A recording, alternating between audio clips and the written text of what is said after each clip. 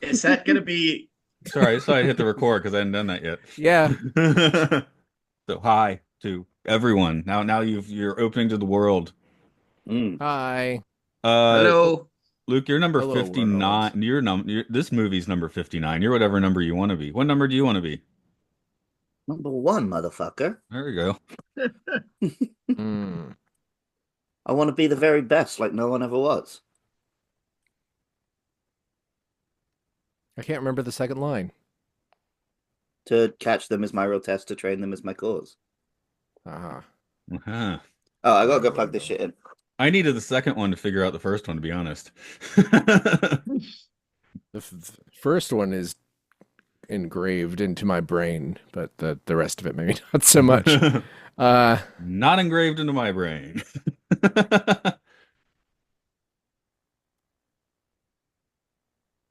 So you went, I oh, mean, like I you're gonna, there you go. I keep meaning to memorize all of the Pokemon rap, but that hasn't happened yet. Hmm. Yet. I can, nope, I do, yeah. Ugh. In at number 59. It's the film that Samuel L. Jackson said it's okay for his friend Quentin Tarantino to make. Right, and that Leonardo DiCaprio could say the N-word, which is a weird story because there's so many other people that didn't apparently have to talk to Samuel Jackson to do that, but whatever. Yep. But you know who said no to this movie? Who said Will no to this Smith, movie? who it Yeah, was written okay. for. He rejected it. He said, "I don't believe in violence as a reaction to violence. So when I'm looking at this, it's like no, no, no. It has to be for love. That's the only way he can retrieve his love is to do this. He can't want to be this. No, no, no. No, no, Violence no. begets violence. For me, I just couldn't connect to violence being the answer. Love had to be the answer." Will Smith. I Hmm. I think I wonder what Chris Rock would make of that. Also, I understand anecdotally, and this is from my memory, and so it could be completely squirrely and wrong, but I want to say that Kevin Costner also rejected this thing. I From what I think. heard, it was a scheduling rather than a rejecting, but what was he gonna Okay, be? okay. Bruce Dern's part? No, I think he was going to be Leonardo DiCaprio. Huh, Yeah, Leonardo DiCaprio was going to be the German dentist. this is He so can speak some confusing. German. I think Who? the casting all worked out great in this movie in the end. Like No, yeah, everything you're that saying that sounds worse.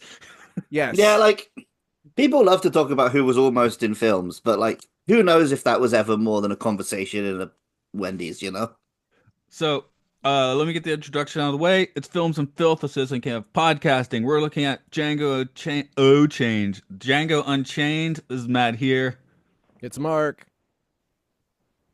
What up, YouTube? It's your boy Luke. Hi, I'm Will. That's Will. Hi. Will coming back now.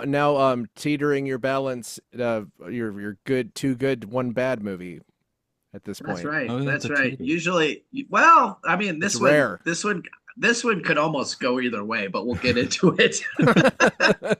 I will say when I turned this thing on, it was like 2 hours, 45 minutes. I was like, oh no. Hence all of us being like, we finished watching it just before the podcast, you know?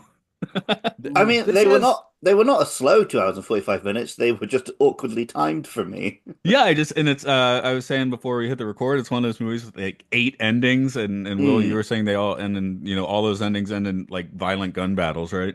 Yeah, I sort of felt, AKA a perfect movie. I sort of felt like it had a lot of momentum, and then it gets to Leonardo DiCaprio, and then they're talking for a really long time before shit starts popping off again, I think momentum wise. I think this has more what you would call bad movie DNA in it than a lot of the other good Yeah, list movies, but it has the bad movie DNA that I like. Like yeah. I love why are the explosions so big? Why is when someone gets shot like 15 gallons of blood come out of one guy? Yeah, Um, yeah, that's all perfect. I love it. Oh yeah. Yes, I, Oh yeah. Uh, I guess this was my first time watching this because I don't really like Tarantino films. I think he's overrated. This is probably my favorite Tarantino film because I think when he does period pieces and he can't write his amazing dialogue that he loves to write, he makes better films. See, I'm kind of the flip Um, on that. I don't like his period piece. For me, Once Upon a Time in Hollywood's like the perfect mix because it's a little bit of a period film, but it kind of has the the beats of his more modern based films. Sorry, I interrupted you. Go ahead. and yeah, plus it just has a bunch of the worst people on earth, Americans from the South, getting shot to death. Yeah. When I first saw, hey, wait a minute, said me and Mark. Says and Matt. I knew what I was it's doing. okay. I knew what you were doing. It's okay, man. You could shoot like half the people I've ever met, not including Will. Also, Atlantans I'll are shoot half quick. of Will. Mark, I'll thank you. kneecap him. That's really sweet. It's the least I can do. No, but when these came out in order. Inglourious Bastards was my favorite, and Django was either second or third favorite. But I think Django has passed it because I used to like Inglourious Bastards better because it was more complicated, but I think I like Django better now because it's more focused and more violent. And Jamie Foxx is fucking... there's so much great acting with like a small cast where Inglourious Bastards is kind of just all over the place. Well, I remember my issue in Glorious Bastards was like the bastards were hardly in it. Yeah. Like Jamie Foxx is so fucking good. Obviously Christoph Waltz is good, and Oh yeah, Kerry also Washington. an advantage this one has. Christoph Waltz is so likable and watchable that I'm glad he wasn't playing the SS this time. Yeah, and the most horrible people in it are not in it a lot. So, that's kind of a plus. Will, what's your history with this thing? Well, I saw it when it came out, and I remember really disliking it, but it was a long time ago, and I couldn't really remember why going in. And I think it could have been, now I watched it again, I actually enjoyed it quite a bit more last night. That's got a lot going for it. And I think it could have been back then, it could have been more of a knee-jerk reaction. And just like you say, a dislike for Tarantino in general. I really like Pulp Fiction, and I love Once Upon a Time in Hollywood and Reservoir Dogs. But these sort of middle Tarantino movies didn't really do it as much. But like I said, I really did enjoy it more last night. I think Tarantino and Michael Richards are the people who are most famous for using the N-word in public as far as white guys go. This is the most use of the N-word ever in a movie. Yeah, and I found it, and I think it's intentionally jarring. He's trying to get us to sort of twitch every time he does that, but it's over and over again. But I mean, yeah, it's a really cool movie, and I love violent B movies and violent westerns. And the original Django is such a crazy violent movie as well. And I'd forgotten that Franco Nero is in it, which was pretty awesome scene where he gets to sort of pass the Django torch on. So yeah, I think it had more going for it. I liked it a lot actually, but it was a bit long, and there were some spots where I was sort of waiting for something to happen. Yeah, for me, I saw it in the theater when it came out, and I bought the Blu-ray when it came out, and I watched it when I had the flu. And this past one is only my third viewing, so I think these middle period Tarantino. So for me, I've seen Pulp Fiction. I've already seen Once Upon a Time in Hollywood like 3 times, and it's not that old a movie, you know. But the middle one seemed like weirdly, like unwatchable. And I'm not talking about like the blood splatter. That's kind of the more fun part, isn't it? It's like here's a fully justified outpouring of gratuitous gore. But it is an unpleasant movie on purpose. Of course, it's unpleasant. It's about See, I think it's just right because it's very unpleasant, but everyone unpleasant gets shot horribly to death. That's my ideal film. Give me a bad guy I can hate and then shoot the fuck out of him. That's all I want. There's a lot of great movies that are like that. Yeah. It manages catharsis so well. Yeah. Like when he shoots the white lady at the very end, it was like she's getting vacuumed out of the room. It's completely incredible. Insane. I love that. Completely nuts. Quentin Tarantino himself blows up like I don't know. He blows up real good. I mean, okay, have never ever said, "Oh, good, Quentin Tarantino's acting." Like I've never Yeah. done that. Like, That's the right and the reaction. He only did it like well in this, where it's a small little cameo and then he explodes. his That's as good well, as it it gets. wasn't it, like I was waiting for the other actor to start speaking before I was like, "Oh, okay, I think it's Australian." I was very Because confused by Tarantino's accent the first time I saw this. at first I was thinking that they were going South African, but then I figured out it was Australian. And I also think that as Americans, like Americans think that Australia is the only country where they say mate, but America is the only country where they don't say mate. So it Yeah, was pretty the much. mate, like good day, mate. Like that's Australian. But the only thing I can actually point, I was thinking about this, the only thing I can actually point at Pulp Fiction that I sort of dislike, the only thing I could because I love that movie so much, is when Quentin Tarantino shows up, because it would have just been better if he had had somebody else doing that. And as iconic as that was, and that was like the first instance of the N word with him, I think, which It was carries on like a pastiche through a lot of his stuff. He wrote yeah, that he was wrote True Romance. Remember the scene with yes. That scene with Christopher Walken and Dennis Hopper has not aged very well. No, and wasn't Gary Oldman also like he thought he was black, so he Yes. kept using the N-word a bunch? Yes. That's right. That's right. That was I'm actually Pulp Fiction is one of my less favorite Tarantino movies, but partly because I don't know, I'm not like super into the Hollywood stuff. I'm not crazy about Once Upon a Time in Hollywood either. But yeah, the point when he shows up in Pulp Fiction is exactly when it starts to drag. Like if that scene should not be in that movie, and he shows up just to say the N-word a bunch of times. That's right. You know, like That's right. it adds nothing. It's just about like him arguing with John Travolta and Samuel L. Jackson about whether a corpse is going to be in his house or not. Like anyway. Who is the then Buddy there's- Holly cameo? That's someone surprisingly famous. Steve Buscemi. That was Steve Buscemi. Right. And Val love him. Kilmer apparently was in there too, I think. Okay, that would have been the place for. I love that's Steve Buscemi, but that would have been the place for Tarantino to insert himself, I think. Yeah. There's should have cut to the robbery. Anyway, go ahead. When Once Upon a Time in Hollywood came out, there was I think it was like Vanity Fair or something had a magazine cover, and it was like an above shot of a Cadillac with him, DiCaprio, and Brad Pitt in the car.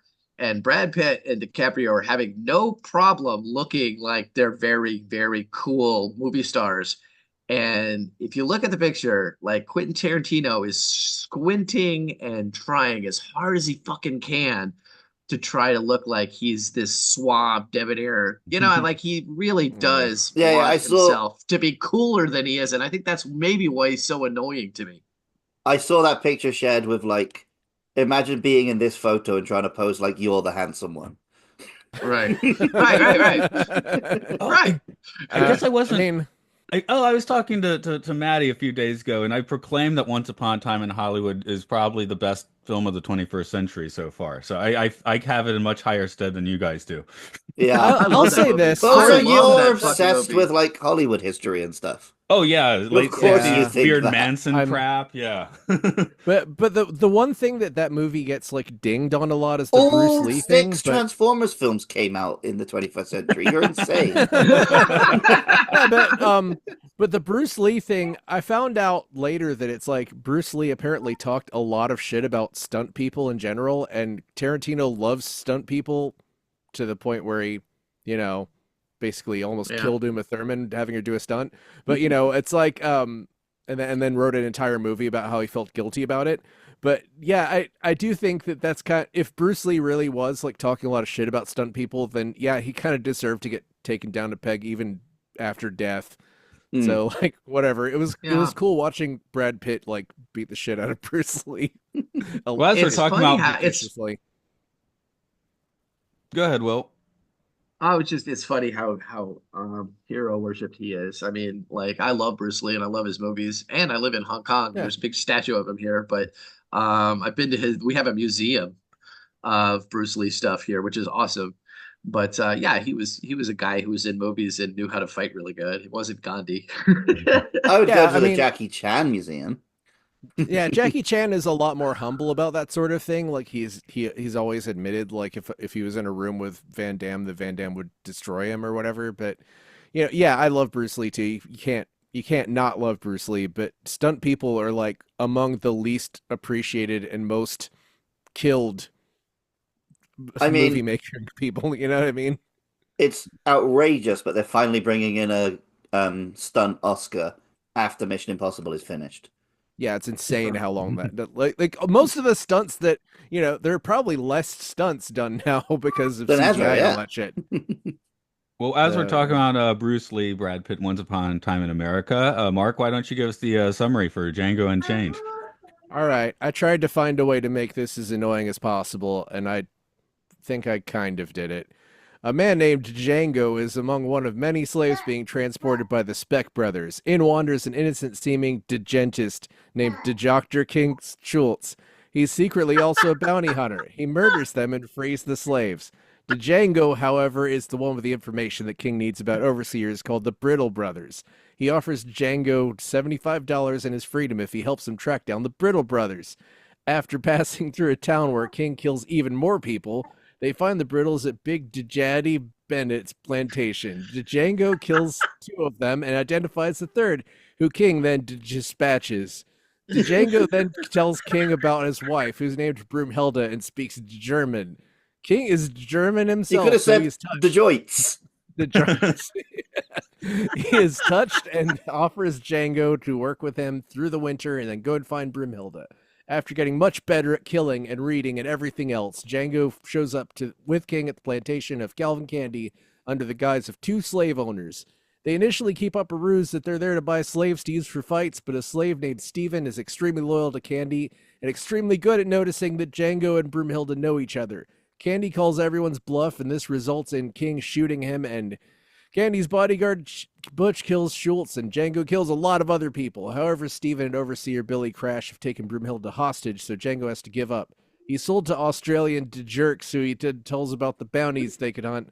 He then kills them immediately when they free him. He goes back to Candyland, kills everyone except the slaves. He frees all of them except Steven, who he then kneecaps and traps inside Candyland, which he blows up really good.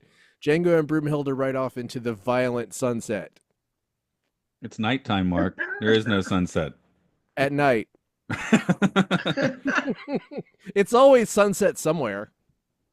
It's on the other side of the planet. Yes. He knows. Django knows this because he's really smart job. now. Thank you. He's I part of why I love this is it like everybody, I don't know, I love a good like Pygmalion. I love a good like somebody becomes like rises up in stature and becomes unstoppable. That's like Star Wars basically. Like this is kind of Star Wars. Like Redneck I think Star you could Wars. argue Well, that, Star you could Wars was argue- a Western, so it makes sense. Yeah, exactly. You could argue that Quentin Tarantino keeps making Star Wars and David Lynch keeps making Wizard of Oz. Yeah, I guess for me also, I do have kind of a like knee-jerk response to Westerns. Westerns aren't necessarily my favorites. See, Although, I quite like a Western, so. when it gets so Well, although also vibe. Tarantino says this is a Southern. Okay, it's a Southern, Yeah. and then he made a Western after. I actually still haven't seen The Hateful Yeah. Eight because I guess it was just like more period I- piece. I The don't Hateful like Eight it as is much long. as It's I don't like it as much long, as either long. of these. In fact, that Yeah, might me be neither. that might be my second least favorite of his next to Death Proof. Yeah, I've heard of Oh. people not speak particularly, great of Hateful. I mean, not to the point where people like it's terrible. Just like hey, you get a misfire eventually, don't you? Well, it's I tried insane to that, I tried to rewatch it. I got about 5 minutes in and just was like, and turned it off. I mean, yeah, Did it's you make the very- noise? I Yes, did. You have to I make went the noise when you turn it off. and turned it off. Yeah. Well, he filmed that in And a 70 huge blood millimeter. splatter came out. he filmed that in 70 millimeter, and the whole thing just takes place in a cabin. This was not filmed in Exactly. 70 millimeter. Like, Exactly. that's the most baffling thing ever. But I guess that makes this look more like a B movie. So, cool. But I mean, this movie looks great. So I wish it looked 70 millimeter great. Yeah. I wrote like 10 lines about Don Johnson, so I guess he was doing good in here. I Yeah. didn't in my summary. No, Anyway, no. Yeah, he didn't make the summary, but he made my notes because he was such yeah, a he was wonderfully big ranked chatty. bastard. Yeah. I can't remember which the one was he. Big the Daddy, original slave, the first slave owner. the first Oh, slave okay. owner. The IMDb page for this has been almost as entertaining for me as the film was, because like every minor character in this film had a illustrious career in films you've never heard of from the 50s, 60s, and 70s. People like uh, Russ Tamblyn is in there, who's in West Side Story and Battle of the Gargantuans. If you ever see that, he was like Oh a That yeah, sounds up my completely street. you'd Oh, like dude, it, Luke. dude. Side thing. Russ Tamblyn in Battle of the Gargantuans had absolutely no interest in being there, and at one point just improvises, starts talking about how kids in his country are taking LSD in a Toho movie for children. And at one point, like he was supposed to be the scientist who raised the monkey from birth. And the other scientist lady's like, "You can't destroy him. He's a good monkey." And Russ Tamlin just shrugs, like, "I don't give a shit." No, it's worth watching for that reason. But I mean, there's so many great little cameos of people that I then looked up and went down rabbit holes, like researching. And I like that Tarantino does that. I like that he does steal. By the way, we haven't mentioned that. Like Tarantino is an all-out thief frequently, but he also gives credit at times as well. Well, what is I it? would, Bad artists borrow and great artists steal? yeah, a master steals from everywhere. A plagiarist steals from one place, Hmm. and that kind of makes sense. Yeah, Um, yeah, yeah. Where do I you was- guys place this in the range of Sam Jack performances, by the way? Because it's so great, but it's so weird. he said he blamed he's- he based this on Clarence Thomas, which makes me really God, what a fucking genius. I love him. Oh, God. I didn't He's know done that. so That's much. awesome. God, he's great. Yeah. This is high. This is one of his very most high. different performances that I've seen. Well, it's Where he's 'cause- not just playing Samuel L. Jackson, right? right, because after Yeah. Pulp Fiction, that's yeah, because like Jurassic Park, he's still like kind of acting, right? From Pulp Yeah, Fiction, yeah, on, yeah. it's like we want Samuel Jackson. That's what we were looking for, you know? You forget he's even in No. Jurassic Park because he's playing He's- such a not Samuel L. Jackson character. Yeah, The he's only other one that really comes to mind for me is Unbreakable. He plays like a really weird comic book nerd who turns into That's true. Yes. spoiler alert, supervillain. But And Glass. like the same Don't forget Glass. Glass. Kingsman. Don't forget Glass. He does an even weirder villain for Kingsman. yeah, Yeah, but Kingsman Yeah. is more like, oh, look at Samuel L. Jackson being wacky. Yeah. Like I they, think- they I think feel, I you're feel like right. they're leaning too hard into him not playing a Samuel L. Jackson character. he doesn't even really look like Samuel L. Jackson in this movie. It's really interesting. I think you're right. I think it's one of my favorites of his not being Samuel L. Jackson. But I mean, also when he is just being Samuel L. Jackson. Yeah, I it's love it pretty when he's being fun to Samuel L. watch. Jackson. Right? Because this is the Yeah, same. he's pretty fucking awesome mean- to watch. This is the same year after Avengers, where he's like the coolest man ever on a movie screen. So it's kind of funny to get this much of a table flip, and I mean, obviously that's not a complaint or anything, but the least cool man on film and the coolest man on film within a year. Yeah, yeah. But it's like you are listening when he's talking in this. You know what I Oh, mean? yeah. It's like he's power bottoming you. He is commanding the screen from being the lowest form of human life. It's amazing. He is super committed as well. He's super, super into that. It's really good. He has so many credits that I'm like, there's no way that any of us have seen. He has 208 credits on IMDb, which is like we go over stuff in like Planet of the Apes where there's guys who lived from like who worked in Hollywood from 1940 through 1998, and have like that many credit. You know, like he has an insane amount of credits for having started in like his career really picking up in the 80s. Yeah, nobody can really point at like a time when he sucks. Like nobody can say, "Oh, well, Samuel L. Jackson really sucked," and he never does. I mean, Yeah, he's always awesome. He never I'm trying to sucks. He's think of this always one where it really, feels like really he phoned good. it in, but I don't know if I can. I mean, I'm even gonna. if he phoned it in, he just starts hollering, and it's Samuel L. Jackson hollering, and you got it. You're good. I mean, Did you Formula guys? 51, arguably a little bit phoned in, but that movie was so fun that who gives a shit, really? Which movie? Right. What? Formula 51, where he plays like a Scottish guy who's a drug manufacturer. Ronnie Yu directed it. Okay, I didn't see that. It So was like Ronnie Yu sort of just got to make a bunch of Hollywood movies for a while after he made like Bride of Chucky, I think. He made Freddy versus Jason, and then he went back to making like I haven't seen the last 8 times he played Nick Fury. He could be phoning that in now, for all I know. I heard Secret Invasion was terrible, but I don't Yeah. Yes. I haven't not watched it, Oh so I God. don't. Oh God. It was. Yeah. It was. It Oh was. It man. was awful. It was awful. It was And I'm like sure it bad wasn't Marvel. bad due to Samuel L. Jackson. No, no. Did I mean, he was fine, but I mean, bad Marvel. When Marvel is bad, it's super duper fucking unwatchably bad, and Yeah, it's just that was one of them. boring, right? Yeah, yeah, just The boring. Like worst kind of bad. the Yeah. new Captain America, which by the way, all the shit that happens in the trailer doesn't happen until 2 hours and 15 minutes into the movie. Um, I looked at my watch. I looked at my phone when it went, I was like, oh my God, But yeah, what I was thinking of was, and you'll know the name of this. I know you guys will. I know you guys will know the name of this. And it was the shark movie where he was giving a Deep Blue Sea? speech. Yes, yes, thank you. I got it from the shark Comes up movie. a lot. It's like right into the third. It's like right into the third act, and he's giving everybody the peps talk, and it's like, it's so emotional, and everybody's listening, and the shark just comes out of nowhere, and he's Yeah, that's a great one. yeah. That comes up on this podcast a lot somehow, that movie. I That don't movie know is the reason why. my friend Amelia is scared of sharks. I mean, it's Yeah. one of the iconic shark shots in a movie, I think. Yeah. Well, It's it's like also got my favorite rap song about having a fin for a head. I have to revisit the movie. It's in my top 3 rap songs about having a fin for a head. I'm not sure if I'm ready to say it's my favorite. yeah, I mean, LL Cool J, Deepest Bluest. My head is like a shark's fin.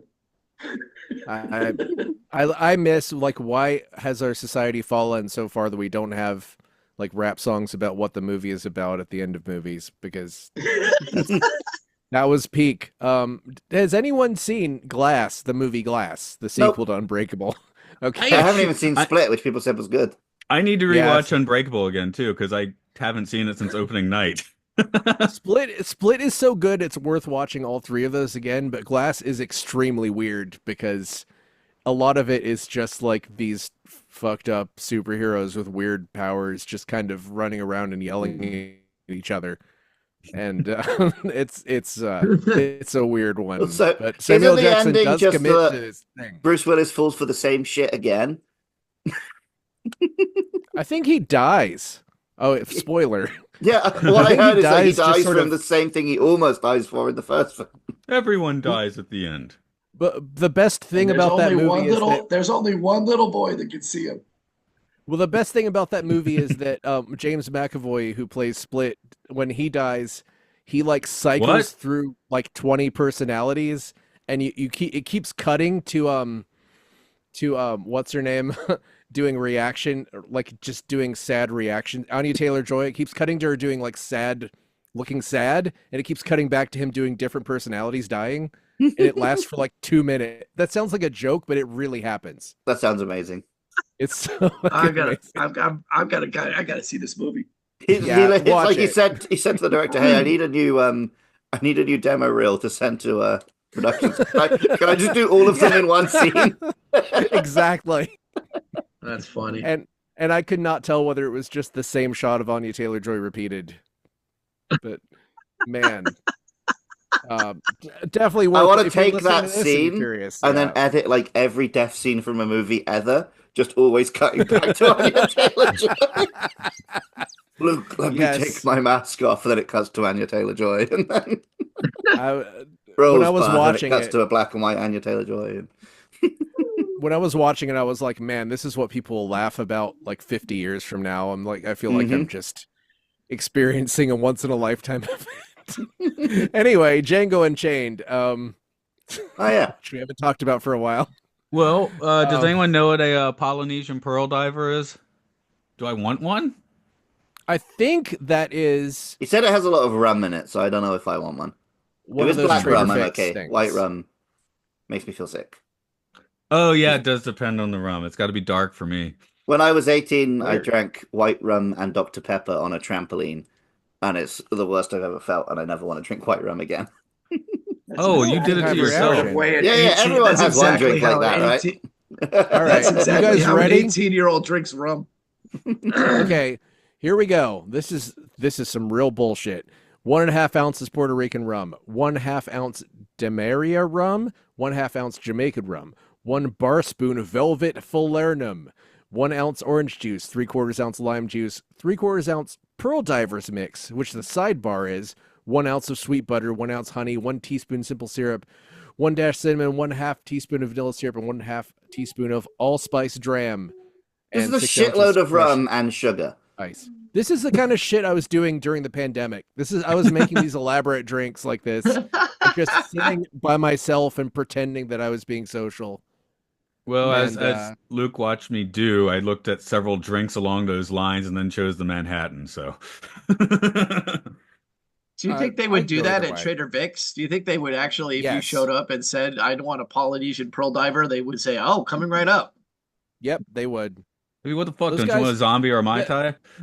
Guy, I'm actually gonna meet friends there this weekend for the first time in a long time. But the Trader Vic's has the same guys working there that like since I became old enough to drink like 20 years ago, the same guys have worked there. So I'm pretty sure they could keep the dream alive. The basement of that hotel in downtown. Yep. Yeah. There's one. I think they reopened one in LA, but maybe it's in a different place. Still not many Trader Vic's. Here. It's still a rarity, but it's like deliberately their website delivered. Okay, it says Los Angeles coming soon, so I guess Oakland Airport coming soon. So I guess there are a few. They're on the rebound. Ones. There's a Miami Beach one, San Jose Airport, Oakland Airport coming soon, and Emeryville, which I know is also California, but. 25. There are 25 left in total though, which is not many. Yeah, but it was like down to like 2 or 3 for a while. No, I mean they have a really nice knockoff Trader Vic's, but it closed when COVID came, and I miss it. Oh man, I'm sure that in Asia there's a bunch of fun like versions, like riffs on that concept, but because y'all do whatever you want with properties of the intellectual type. That's exactly right. But yeah, I could go either way. So like for most of the past 10 years when I actually was drinking, I would mostly just drink either whiskey straight or vodka soda. Right. Or vodka. Just chew high around here. I feel great. I found that I feel great if I stick to only like whiskey on rocks or vodka soda, and I can mix and match as much as I want, and I felt fine. It's just anything else. It's iffy. Hey Luke, when you came back since you're wearing pink shorts, just for a moment, I was like, is he Donald Ducking us? I mean, I would absolutely Donald Duck you, but I wouldn't get up and walk away mid podcast. So, my daughter was Donald Ducking us a little while ago, but she's 2. So that's the current Tokyo Disney Powellpalooza. It's Donald's Quacky Duck City. Yeah. We were talking about that yesterday. Duck City. Not one, not 2. This is 3 ducks in a city. So this is a revenge movie. So revenge movies seem to be getting more frequent, but I'm not really sure if that's just in my head. Well, I think this old boy, we're slowly realizing that we need to... Okay, but these are 2 films from 10, 15 years ago, so I'm not Yeah. sure your statement. They should be getting more frequent because there is a lot of people we all should be getting revenge on. I'm talking about in the list, not necessarily in Oh, like. okay, I thought like a trend. No. Yeah. Oh, you want to check No, how much revenge is on the unfortunately, list? there is not enough revenge movies in theaters these days. I wish there was more. We're about to Um, watch Gun Day. Is that revenge? I don't know. Is the room That sounds revenge? like it. Getting to revenge? Hey, Yes, yeah, basically. okay. I And thought Batman so. and I Robin just- is revenge. yeah. I've just been I mean, sitting every on. Batman movie is usually revenge. Well, yeah, that's why he's Batman. Justice. Yeah. Avengers Endgame. Well, That's everybody revenge. wants to get revenge on. Yep. Texas Chainsaw. Charlie Chaplin's getting revenge on City Lights. Harry's getting revenge on Lloyd and Dumb and Dumber, I guess. Yeah. Uh, Jaws the Revenge. Look at it, Jimmy- it's right there. Jimmy Stewart's getting revenge on a window and Rear Window. Yeah, there's lots of revenge here. The Departed has some revenge in it, I think. Maybe. Yeah. I don't know. Psycho doesn't count as revenge. American History X is like the opposite of revenge. Mm. That's what this is revenge for. Yeah, I mean, Yeah, basically. here's what I was actually thinking. I mean, as a film watcher and in this stylized thing, of course, Django always makes the right decisions because he's Django. But I was thinking, did King Schultz should he have played his cards? And then he knows it as soon as he shoots Leo, or he's like, Oh, I yeah, love that so- moment. because I he do. was Oh, I just love the It was moment of like, great. I couldn't resist. I I'm couldn't like, resist. And I'm like, Yeah. I think that Django did kind of fuck up because you see him like kind of getting too into the role for a while, and you see that part where like the dogs are tearing up the slaves and he's like crying, and you could tell Leo DiCaprio's kind of staring at him a little bit. But that's part of what's brilliant about this movie is that there are parts where the characters are both acting and reading each other, which is just not common. well, that's right, because you were saying, like, oh, there's the long period in the middle where there's no action, but the tension was great. Yeah. And, like, Yeah. because the film has already shown you how explosive its action can be, you know Right. when it gets there, it's going to be good.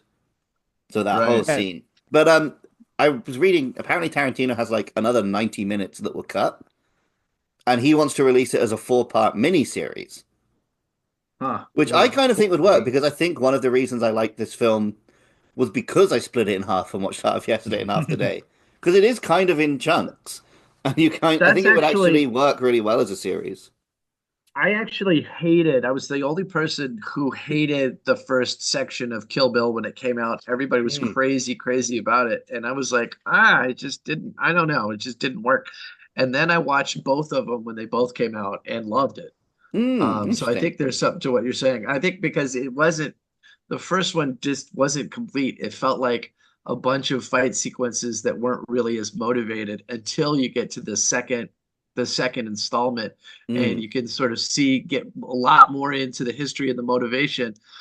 And I didn't think it worked by itself. So yeah, I think he's smart enough to be able to make stuff episodic that should be episodic.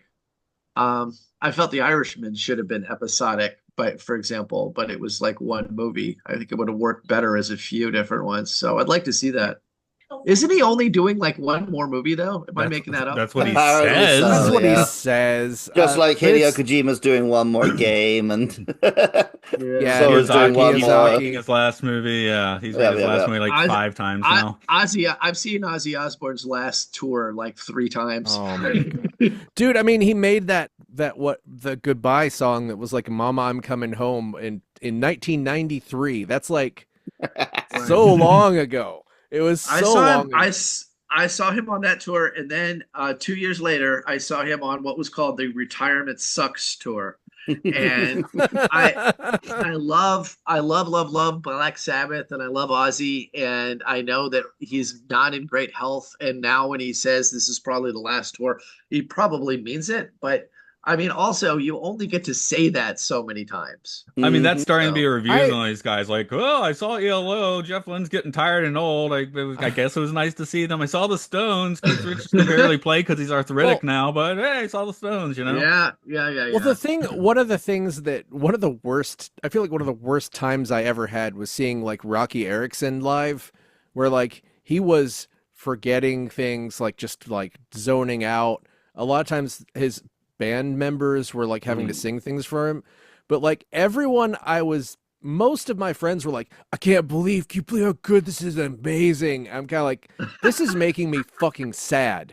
I'm not like sad. I'm not embarrassed for him, but it's like existentially sad. Like this just reminding me that we will all decline and die.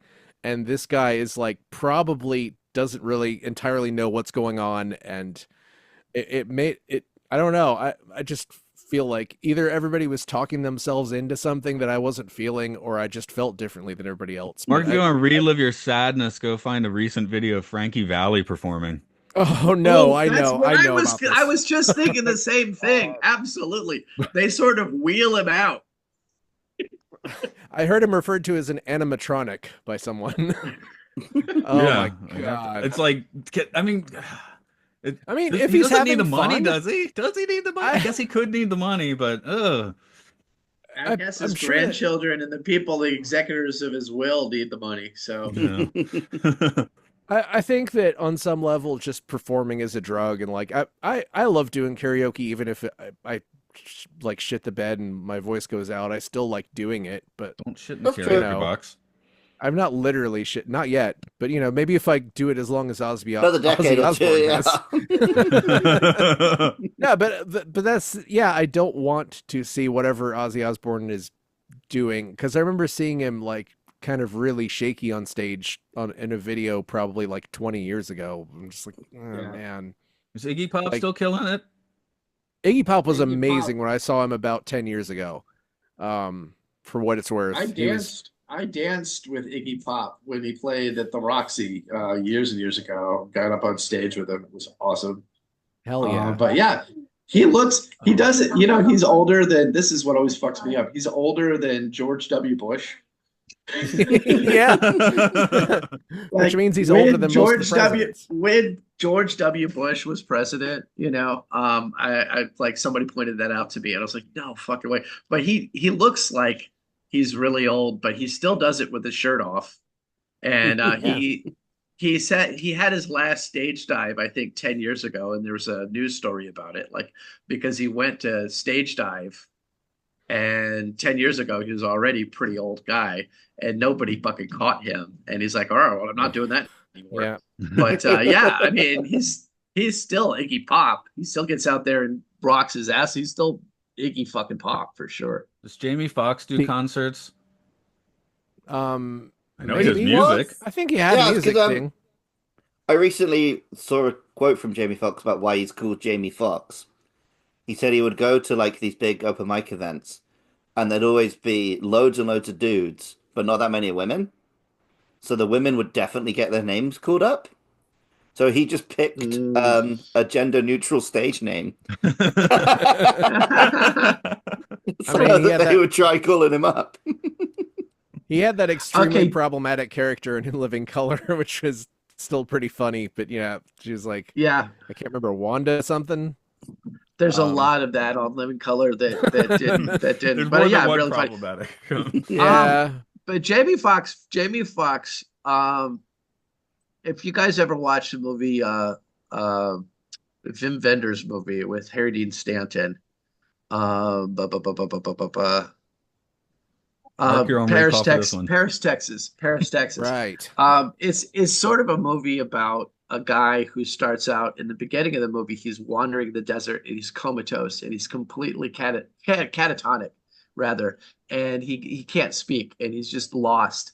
And over the course of the film, by the end of the film, he is this person who has a personality and he's found himself again. And it's a beautiful thing to watch. I think that Jamie Foxx pulled that off really well. If you look at the first scene when he's like just completely just one of the slaves and he's really scared when he's first approached, and slowly the transformation all the way to the end is sort of an origin story of a superhero in a way. Like at the end, like nothing can stop him, and at the very beginning. And it's not just story that did that. I think Jamie Foxx had a lot to do with that. I think he's really, really good in this. That and the power of he Burgundy. won an Oscar. Like, we don't always get Oscar winners leading these, good list films. Mm. But Did he win the Oscar for this? for Ray Charles? Christoph Okay, Waltz. Christoph Waltz won for this, which I'm like, I think both of them. I feel like maybe they're. I don't know. I don't know who won the Best Actor Oscar that year, but I mean, he definitely. I think they're both like incredible in this, and Yeah, this movie's easily better than Ray. I've Yeah. not seen it because I don't really like biopics, but Just you watch know. Walk I think Hard he again. shoots anyone. Yeah. Well, Yeah, maybe not. What if he's just like, "Hey, man, I learned how to shoot a gun. Wait, Ray, what are you doing?" Well, he chops his brother in half, right? Is he I learn got magic chopped in and he half chops his real brother in half? good. Yeah, no, he wasn't nominated. Django got nominated for cinematography, Of course. screenplay, achievement, and won for best screenplay. So okay, so Yeah, I was going to say, I mean, if people have other points to make it, but film I or do filth, think, I feel, you go for it. Like, well, Argo this will go into the film and filth thing, I guess. Like, there are very legitimate arguments about why this is not a good depiction of history and slavery, Mhm. and maybe none of us are the people to discuss that. But like, the film does kind of have like all of the other slaves are completely passive, and Django is the only one who ever had the film accidentally kind of proves Candy right. Like Django is Yeah, the only slave who has the idea of, oh, what if I was not a slave? it does kind of either accidentally or deliberately play into an American exceptionalism thing, which is Mm-hmm. it's not a great message. It's just satisfying because That's you it. definitely I like this because- film as Well, here are some awful, yeah. awful motherfuckers, and Django's going to shoot them to death. That's But that's ultimately, right. that's And what I signed up for. So I think the film is filth, but it's good. Yeah. Yeah, I'm gonna if this had been an ensemble and like if it had been like whatever the Magnificent Seven slaves all like banded together to do this shit, that would have been, I think, a more wholesome. Wholesome isn't the right word. A more well-rounded film. Yeah. I don't know, but what? I'm sorry. Go ahead. I was pretty much done. What strikes me about it is that he set out to walk the tightrope that he was walking. Like he set out and said, I'm going to write a story about slavery and I'm going to show the horror of slavery, but I'm also going to put it in this fucking Corvette of a movie that I'm making that's totally stylized and cool and violent and entertaining. And it's almost to me like it's not something he was worried about. And I think that is jarring in itself that he wasn't worried about it. He was sort of like, well, fuck you, what are you gonna do about it? Watch me do this. Yeah. And and I'm not saying that's bad. I'm not saying that it's a bad thing. I know I'm saying that part of this movie part of that does make me feel a little queasy, but I did enjoy watching it a lot more this time. Whereas the first time I watched it, it kind of just made me sick that for what it was. But watching it again last night, I really did sort of get into the rest of it and the action of it and the fun of it. And the fact that he tried to pull it off and the fact that he walked in saying, all right, this is it. I was thinking about, he walked into Harvey Weinstein's office, I guess, and pitched this to Harvey Weinstein. He gave him a sword. And Harvey Weinstein was like, yeah, sure. Like, let's make a movie about, let's make an action Western about slavery. Sure. So it was ballsy. And I would rather it is what it see is. 10 films like this than another film that's like, oh, but the real strength is turning the other cheek, and actually it's You no, want like done bad. I want every film to say, here are the bad people, here is how you deal with them. Well, Like that is the next Inconvenient Truth should end with Al Gore walking into like the head offices of BP with a Tommy gun and just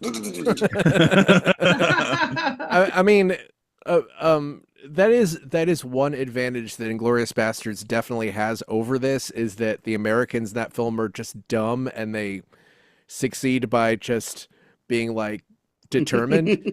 And this is more like our hero is like a magical person of some sort, Yeah, but it's a like, cowboy well, film. He's the fastest guy in the South. yeah, I guess that's I'm true. fine with But that. anyway, the best actor for this year, Daniel Day-Lewis won for Lincoln. Bradley Cooper was nominated for Silver Linings Playbook. I don't know what the fuck that is. Hugh Just like a Jackman fucking was rom-com. I don't know why that keeps Yeah. getting treated Yeah. like a big actor film. Jennifer Lawrence won for that, so it must Yep. have been something. Hugh Jackman was nominated for Les Miserables. Joaquin Phoenix was nominated for The Master, which was amazing, and I kind of It is wonder if amazing. I wonder if he wasn't better than Lincoln. I didn't see Lincoln, and So Denzel Daniel Washington was Day-Lewis- nominated for Flight. Daniel Day-Lewis basically was just like, now, and they gave him the Oscar. Is that how it worked?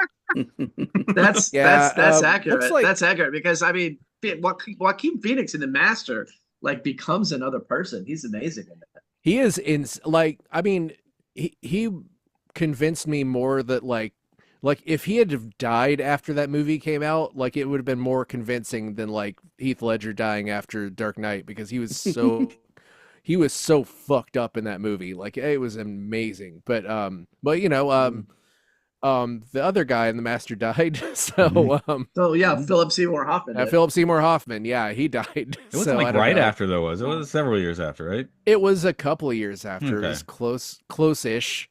It was the last thing I saw him in the theater. Okay, yeah, Well, he popped Mark, off a couple of Hunger Games. if you wait long enough, every actor in every film dies. Yeah, he was kind of youngish. He was 40. He was 46. He's younger than I am now when he died. Yeah. So like, anyway, I'm not saying that it's not bad that Philip Seymour Hoffman died, but I'm saying you can't start applying conspiracies to every film that has actors who die. Anyway, I like The I like Wizard your of Oz, suggestion. I they like- were all I- bumped off. but no, but the I like your master is suggestion like that we should all sit around waiting for every actor to die. Like that's what we should do. We should Well, just, then like, you're hang living out, a long well, life. One more today. But like this connects to our Prisoner podcast where we saw an episode where two guys are just screaming at each other and one of them had a heart attack while they were filming it. And it's like basically like, you know, the master was a lot like the Dark Knight, the Joker's performance was just all fucking crazy and he kept just getting really into it and saying crazy shit. And the master was like Joaquin Phoenix and Philip Seymour Hoffman locked into this just mania for the entire thing where it's just like you could see how that would kill someone. I don't know Are how you else to saying they were put locked it. into a steel cage at WrestleMania? Yep. It's about Scientology actually, Oh, yeah. which you know has killed people, but maybe not in that way. But you know, I don't Allegedly. know. It's probably driven people crazy. I started the film and filth question, but I never answered it, so I guess I'll do that. Oh, yeah.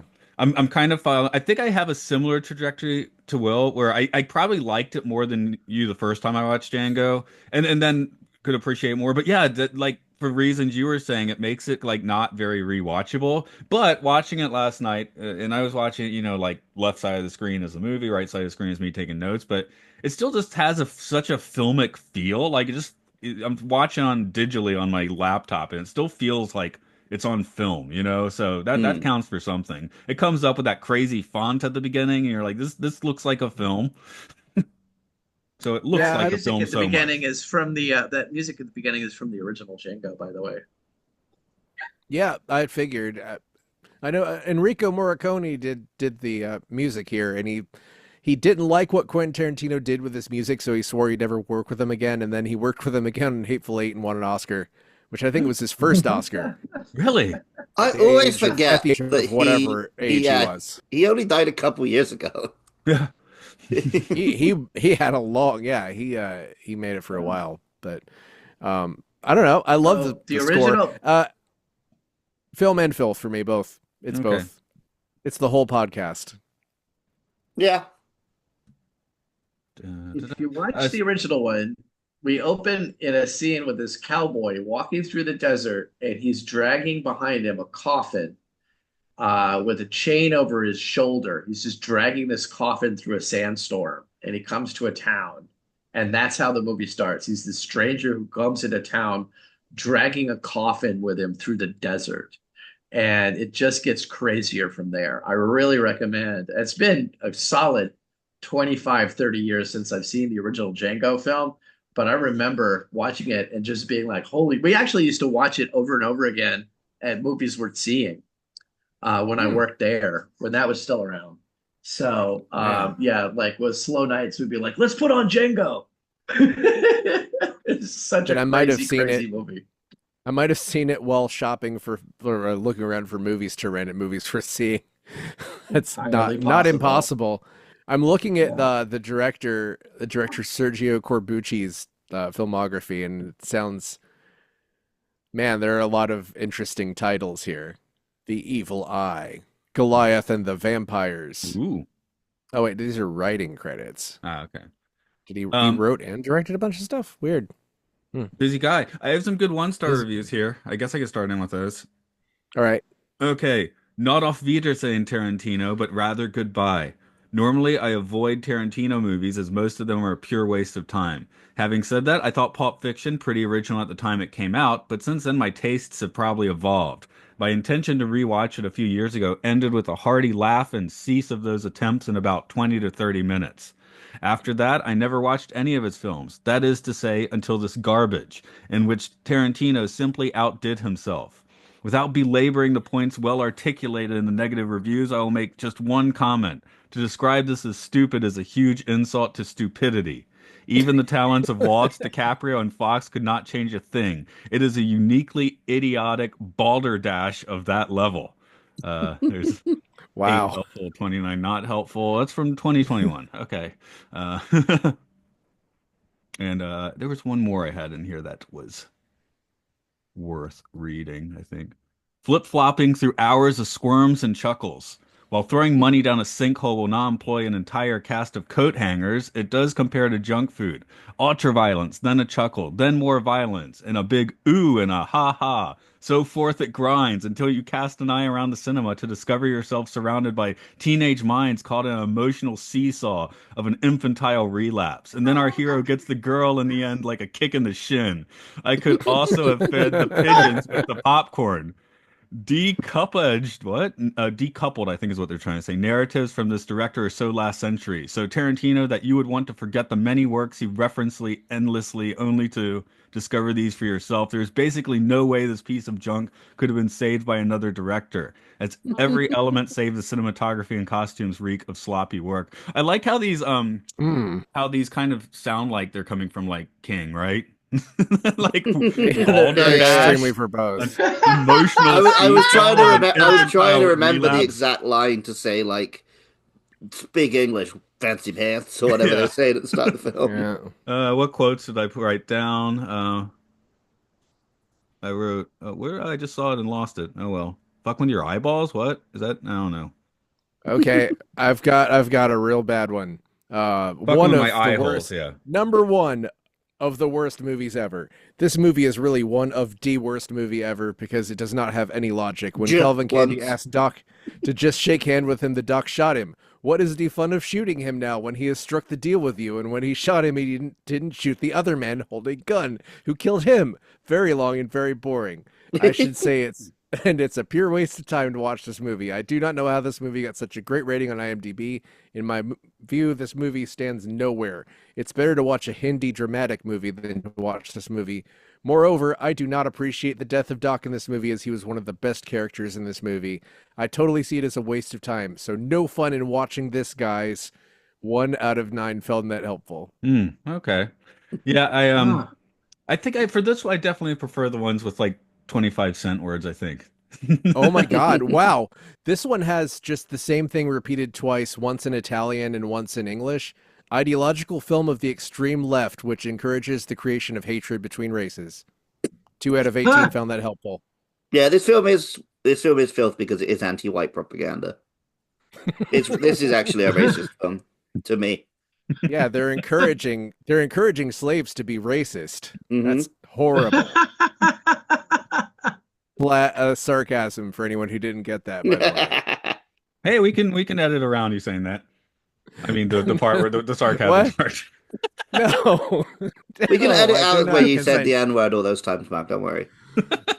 Okay, good, because I really want to be faithful to the film and say the word a bunch of times, but I don't want anyone to hear it. Mm. Um, Yeah, this while is you guys have been talking, I've just been hitting mute on my mic and just screaming it. Martin's left me. The police are at his door. Really? I'm sorry, would the Japanese police come because of that? I don't For a think so. Yeah, to noise give me an complaint. award. No, somebody will come to your house and ask for the rights to put it on a shirt. This is the most expensive Tarantino movie. I didn't mention that. It That makes blew up a sense. house. $100 million. Or at least Yeah, they had a good yeah. effect You're of kidding. blowing I up a mean, house. I guess they blew up the whatever house. it It's a is. shot of the house You blowing can't up. probably really just put tell. that. I think Yeah. that's why it's great, is because you can't tell what you could say this is cheap or expensive and you kind of believe it either way. Like, it's hard to tell. Yeah, I guess that's what the house. Like, did I see the house actually blow up, or they just cut to ruins? Well, And Samuel L. Jackson and Leonardo DiCaprio and Jamie Foxx and they aren't cheap. So that's no, probably a good part of it right there. I like you got those three guys. Like yeah. that's gonna cost you. Oscar winners, all of them. No, wait, DiCaprio wasn't an Oscar winner yet, but Walt's I got think one for he took. Inglourious He Basterds actually, too. DiCaprio actually took like a pay cut. I think he made like $1 million for this, which is apparently a huge pay cut. Ooh, a pay cut. Well, I mean, Well, I don't know. did anybody else? Did you guys feel like he had eyeliner on the whole time? And was that weird to anybody else? I found it like didn't weird. notice that. I felt like he had eyeliner, but it wasn't like real. I just there's something weird about his face, or some makeup thing that was going on that I thought was really a little weird. Nobody notice that but me, I That happens guess. every once in a while. I was watching Rachel it on my Weisz in The phone, so Mummy. I couldn't spot little detail like that, I guess. I guess- DiCaprio was paid $1 million, his lowest salary since The Quick and the Dead in 1995, which is also a pretty good Western. Like that topic of whether we like Westerns or not. Like, I find that Westerns are kind of like war movies, where I always say I don't like war movies or I don't like Westerns, but then I see a war movie or a Western and I like it, so I don't. I'm just confused. It's because I feel people who like westerns will hoover up any old crap. yeah. Whereas if you're discerning, then maybe you don't like everything they like, but it doesn't mean you don't like a good western. Watching a war movie or Western kind of feels like hanging out with your great uncle. Yeah, but as I get closer and closer to great uncle age, Right. I am a great uncle, technically. So that's okay. So maybe I shouldn't use that reference, but I mean, have any of you guys Just- seen the Proposition? Go ahead.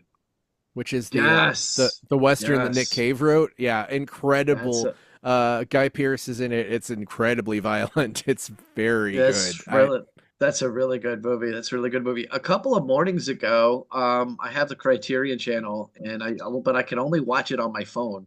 And so I was on my way to work, and I was just watching Stagecoach, and I can't tell you how much I was enjoying that morning. Just such a great cast of people, and absolutely the like prototypical old black and white tired Western, but it was so much fun. no, I mean, like Yeah. in the 80s when I was a kid, I would set the VCR to record some weird, obscure Western from 1934 that was airing at like 4 in the morning, you know? It felt like a weird Also, I found think object. Also, I don't think he's doing a Western. I think Tarantino's doing specifically ultra-violent Southern. spaghetti Western. Yeah. Yeah. Like this, Yeah. it's like the music and the fact that he decided to reference Django at all, which is a reference. It has nothing to do with any of the storylines Yeah, of any 'cause of I- those movies, as far as I know. I had But it in my think head it's- that I this think was like a legacy sequel or something, but I don't think it is. Yeah, no, he's. I think it shouldn't be read as a Western. I think it's like that specific genre he was probably obsessed with for a month. He's like going to watch every single really violent Italian horror Western that nobody's ever heard of, and he's like, I'm going to do one of those and make it about And slavery. Mississippi, Gatlinburg, and Greenville are not that far west Yeah. for the geography nerd. Any final points you guys want to throw on this one before we wrap it up? Well, I don't know what Tarantino is going to make for his last movie, but he's said that he was going to make a film in Mandarin that was a kung fu movie. I wish he would do that. He said he'd make That'd be Star awesome. Wars. I wish he'd do that. Trek. Sorry, yes. Wow, I've done that a couple of times, haven't I? Um, Star Trek. Yeah, I wish he'd do that. He could just make anything he wants as a holodeck thing inside of Star I Trek. think he basically was Like, like, I want to remake a piece of the action, which makes sense. yeah, why not? But I guess what he's going to do is keep saying he's eventually going to make, like he had one about like sort of a fictional version of a movie critic that he was going to make that he canceled, which I think he has canceled that during like while we've been doing this podcast. Like, I mean, not this one. Oh, right. Well, we've been doing episode. Films and Filth. I was gonna be Yeah, real well, excited since if you meant we've that. started doing Films of Filth, he wrote that and canceled it. So I think I hope dude, get some therapy and just like work out whatever just make something, because you're reminding me too much of myself right now, and I really need you to just make something, dude. Well, probably Maybe just take 1 week with no cocaine. Just try to do 1 week. Just Um, quit like Well, feet what for else 1 could week you or do? something. I don't know. like a dry January, but for cocaine. Yeah. No cocaine. This is Um, a fucking prison. Yeah. So I wanted to share this with you guys. I'm teaching out here in Hong Kong, and I'm teaching this class on called Individuals and Societies, because it's an IB secondary school, and I'm new to teaching that subject. And 2 teachers here will be able to identify with that, I think. And the kids were given this booklet, and it was on the subject, but the unit was on trade and different kinds of trade in history juxtaposed with modern trade.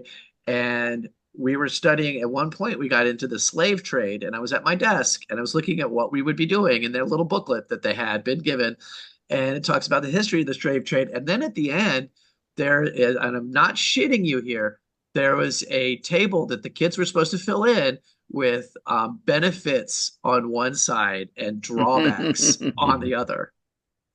And I lost my fucking mind. Yeah. Hey, And, Tokyo Disneyland used to have their own kind of carousel of progress attraction, which was Japanese history, right? And then when it got to uh-huh. the 20th century, as you're moving to the next one, it was just like, and then there were a few dark years, and then it got on to Reconstruction. Oh yeah. All of that was, there were a Yeah. few bad years in there, and let's move on. So that was kind of the weird thing about that attraction. Right. Well, we had a meeting, and another teacher in their 20s were like, no, you're not thinking about it from the standpoint of like slave owners, for example. And I was like, ah. Why would I? I know. And so my counter to that was, well, there's all these cartels that are pumping fentanyl into our country, and they're making lots of money. And the Holocaust had free labor, and that was great for them. And another teacher finally shushed me, but I sent a lot of emails and I prevented it from happening. Yeah. I'm always quick to blame like capitalism for, like, oh, well, rich white people had slaves and that was what drove wealthy people. But then I always have to look up the stats, and it's like, oh, 1 in 5 white households own slaves, which is like about as many people have, like, that's about as many people have a car probably. And yeah, man, there's I don't know. Controversial. Slavery is bad, and we should not continue the private prison system, which is basically, legalized slavery. Well, Mark, I had a couple of people in my family tree who were Confederate soldiers. I don't know. I know you're from the South.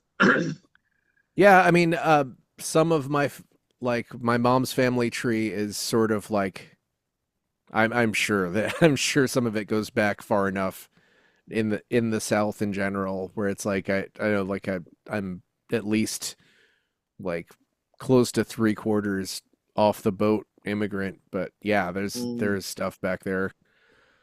My family So tree's my- like a tangled bush. But the my good family's thing is from- that we haven't amounted to anything because of all our institutional wealth. So, I could just happily report that I have nothing. So I have not benefited from my leg up on society in general.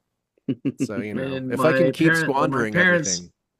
when my parents got divorced, my mother kept telling me that my father's mother on a few separate occasions was referring to people we were related to as double second cousins, which was like which is like sort of a wink code for that sort of relationship in the South in the Yeah. as recently as the 50s and 60s.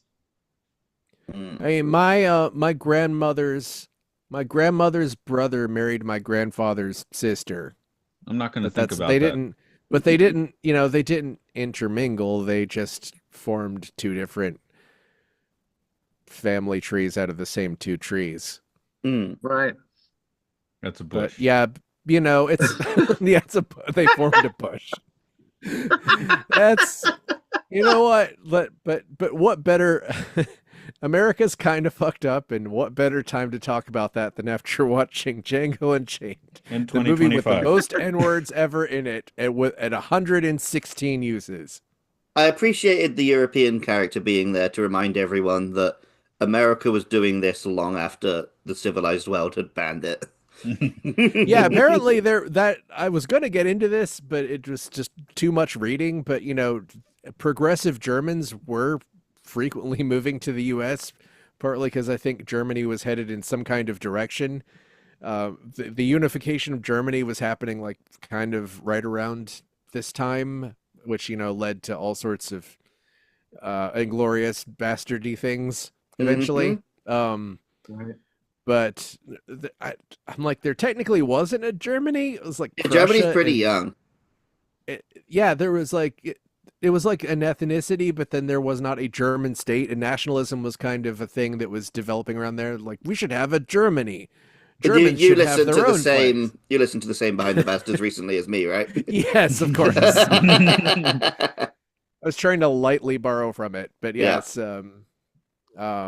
but that's kind of it's pretty interesting that it's like the same guy who is the most horrible character in this previous movie is a German guy comes over to this movie as a German guy from the past, and then like the Americans have their turn to be the worst. Like Yeah, they're one and before only that. I That's a don't know. good point. It's That's a interesting. good I mean, point. it's That's a good point. and it's The other interesting thing, and it's annoying to point out stuff like this, but the conceit of he wouldn't have talked to you guys unless he thought you were going to spend a bunch of money on a fighting slave. Couldn't he have also just walked up and said, "Hey, I'm German, and I need a slave who speaks German, and I'll pay good money if you yeah. have one." That was Do basically you what think he ended Like up doing that would anyway, make that right? would make so their much more plan sense, was but then you wouldn't yeah. have a movie. Yeah, their plan was a little bit like they were maybe a little bit too into their travels and hijinks. Hmm. But I do think it's kind of interesting Well, also, that I if you think take if I was going to give them the benefit of the doubt, there was no way they would have heard about her in advance. yeah, They had to have a reason that to is approach true. him, right? And I assume that probably just it's always been a Southern thing where it's like there's technically a bunch of hospitality, but if somebody thinks that you're trying to like, you have to like go through all the dance and song and dance thing. You can't like act like you're just gonna show up and haggle, or else they don't trust you. Well, bless your heart, I Mark. It's also, yeah, pretty it's much. But I was also gonna say it's it's also kind of like go ahead. oh, I was gonna say it's kind of interesting how this is. If you take Kill Bill as one film, that this is sort of like a trilogy of Quentin Tarantino making these films with these kind of polite assholes that are like the most evil, the most evil characters Which imaginable. is very accurate. Yeah, it's I work with one of them. It's like that happens. I want to say that I'm very annoyed with all of you because I stopped playing Monster Hunter like 25 minutes ago because it felt like we were wrapping up. And we're still going. Well, I guess, and All with right. that in mind, Will, you got anything you want to Talk about. plug? No plugging. No plugins. No plugging over here. You can plug my asshole. I'll point out that like it's interesting that Tarantino, like all of us have Tarantino movies we really like, and we all have movies that we really dislike by Tarantino, but like they're all different ones. I So had a that's long interesting. conversation. Yeah. I had a conversation with friend of the podcast, Brian, about this, and we were kind of like, Brian Lanano, that is, and we were like, I was kind of like, man, I do really appreciate the DNA that he brings. That it's just like sometimes reminds me of these old like Schlockmeister guys, where it's just Mm, his movies are very like brash and like violent, and the zoom happens really fast. Like I know that's not what everyone likes about his stuff. I guess he just brings enough that most mm, people will find something to like out of his bag of tricks. yeah, yeah, yeah. All right. I guess I'll Well, close our end of the I loop.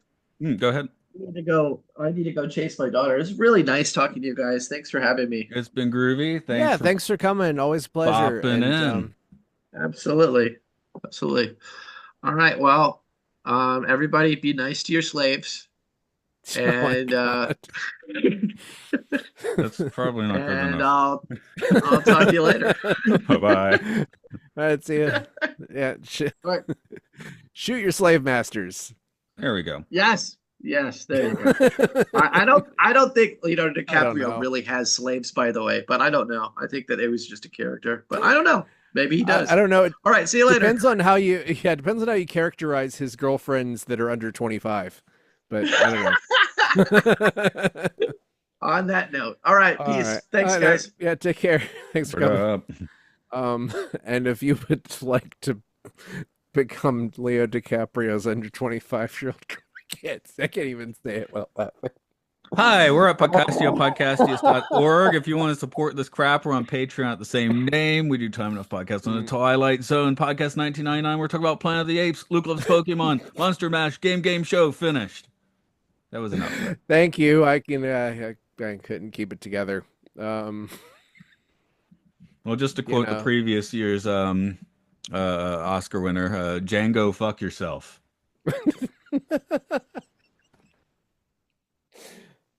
I'm not going to top that. No, I was saying.